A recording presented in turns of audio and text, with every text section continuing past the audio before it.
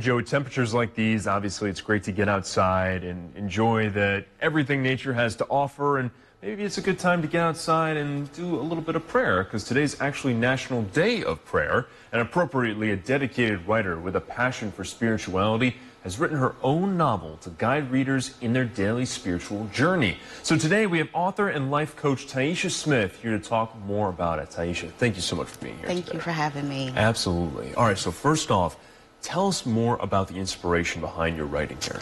So the inspiration behind my book was really just obedience. As a believer, just hearing and knowing what your purpose is in life is very key. And one day I was sitting at brunch and I just heard a voice clearly say, you're going to write a book. It's going to be a devotional journal. You're going to teach women how to pray, petition, and journal. It's going to be a series of devotions, songs of worship, affirmation, and I just said, okay.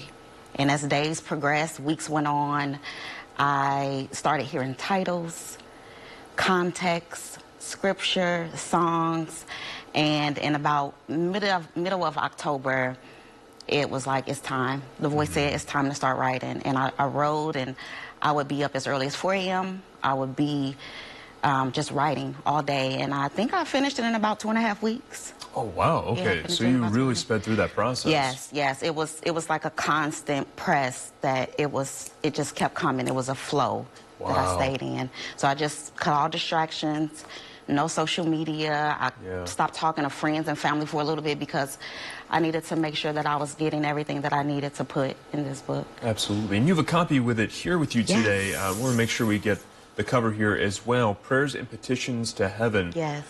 Talk to me a little bit about how, in the process of writing this book, you maybe rediscovered some spirituality in your own life, too. Yes. So when I was instructed to write the book, my thing was I didn't want to write about me. I did not want to be vulnerable enough to put myself in the book. And as I would write and scriptures would come, I was reminded of stories and tests and trials that I endured that got me through. You know, it was my faith and my foundation that really got me to overcome it, and it made me realize I was where I needed to be. Absolutely. Yes. Would you say maybe that's the goal that you hope this book achieves for your readers as well? Yes, definitely. Self-reflection is really key. Being able to look within and just embrace who you are and knowing who you are, identifying who you are and what your purpose is. And so that's really what the book is about. Yeah. What would you say your favorite part about writing this book was? Because obviously it sounds like it was a very personal experience for you. It was. I don't think I have a favorite part writing it. Yeah. I don't think I had a favorite part writing it. I think what I enjoyed most was now being able to reflect back and see how beautiful it is.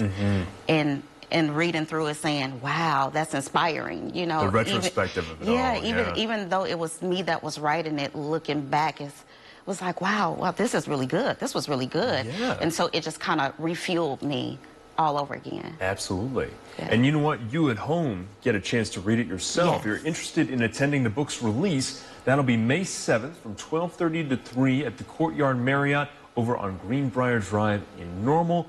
Lots of great topics touched on in here, especially for anyone going on their spiritual journey.